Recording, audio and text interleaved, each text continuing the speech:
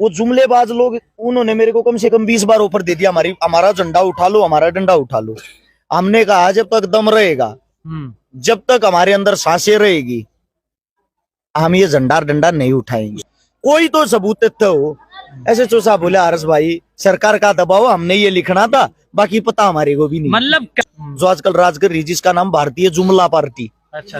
वो क्या करते हैं, वो जुमलेबाज लोग, उन्होंने मेरे को कम से कम 20 बार ऑफर दे दिया, हमारा झंडा उठा लो, हमारा डंडा उठा लो। हमने कहा जब तक दम रहेगा, जब तक हमारे अंदर सांसें रहेगी, हम ये झंडा डंडा नहीं उठाएंगे। उसकी सजा ये है। उसकी सजा क्या है?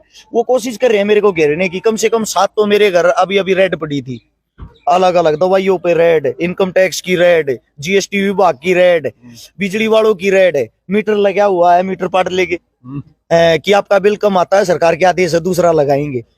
अच्छा, बिन बोले 1.5 लाख रुपए का वो देंगे कि आपने तार लगा रखे थे। मगर भाई बता दो किस चीज के लगा रखे थे? बोले वो सरकार से पूछना।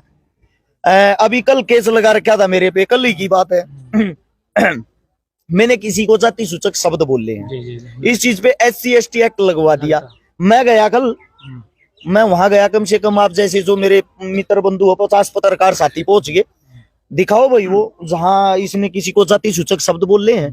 बोले वो हमारे पास नहीं है। आपके पास नहीं है तो आपने केस दर्ज कैसे कर दिया? उस आदमी को बुलाओ, उस आदमी के पास कॉल कर रहे हैं, आ जाओ भाई, आमने सामने हो लो, यहीं पे आया हुआ ये जाति सूचक शब्द कहाँ बोल रखे? बोले वो हम अभी प्रूफ नहीं कर पाते, कहाँ बोल रखा कहानी, इसको अंदर कर दो, बाद में दिखा देंगे। इससे पहले अभी एक केस और लगाया जिसमें कल जमानत होनी थी लेकिन हो नहीं पाई। मेरे पे केस लगा रखा, मैंने किसी का प्लॉट कब्जाया है। अच्छा। सोनीपत के अंदर दानिश भाई वहीं रहता है, जो हमारा एरिया वो थोड़ा क्राइम का एरिया है सोनीपत। जो मेरे पे केस लगा रखा है उसमें ये मैंने किसी का प्लॉट कब्जाया है और किसी को 5 लाख रुपए फिरौती मांगी है प्लॉट कब्जाने वाले पे। 16-17 मेरे साथ हथियार वाले थे, 20 मेरे साथ गुंडे थे और मैंने बहन बेटियों के साथ बदतमीजी की, उनके घर में ही जाके मारपीट की। अब इत्तेफाक देखना एक चीज का, इतना बड़ा केस होने के बाद एसपी साहब ने शिकायत दर्ज नहीं की उनकी।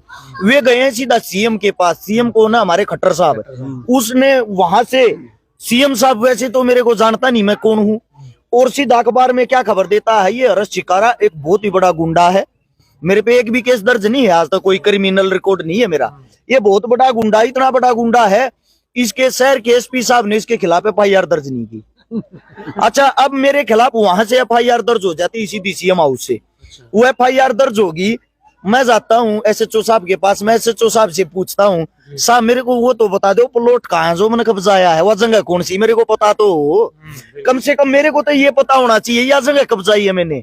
और वह वीडियो फुटेज कुछ तो होगा जहां मैं गुंडे लेके गया था, मेरे साथ वे बंदूक वाले थे, ऐसी कोई रिकॉर्डिंग भी तो होगी जिसमें मैंने 5 लाख रुपए मांगे हैं। कोई तो सबूत तथ्य हो।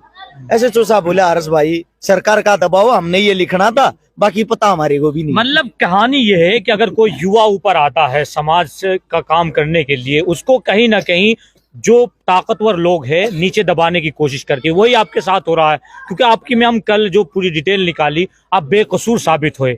हर केस आपके ऊपर जो है झूठे थे, वो सब आपने दिखाया लाइव करके। जी जी। लेकिन एक चीज का सवाल यहाँ होता है कि जिस तरीके से आप देखा है, शायद पहली दफा आप इधर यूपी में प्रोग्राम में अटेंड कर रहे हैं या और भी कोई प्रोग्राम अटेंड किया? आपके एरिया में थोड़ा आगे चल के 13 साल की बच्ची का 3 साल पहले बलात्कार हुआ था, जो गूंगी बहरी थी, जिसको जला के मार दिया था, जिसकी FIR तक नहीं लिखी गई थी। काफी चर्चित बड़ा मामला हुआ था।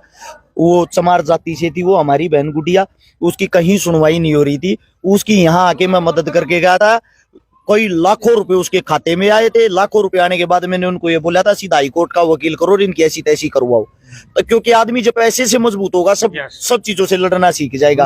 और 1 हफ्ते के अंदर उसकी FIR दर्ज करवा के गया था। यहाँ से अभी भाई बता रहा था, दानिश भाई हरिद्वार गए थे, हरिद्वार भी गुड़िया की शादी करवा के आए थे।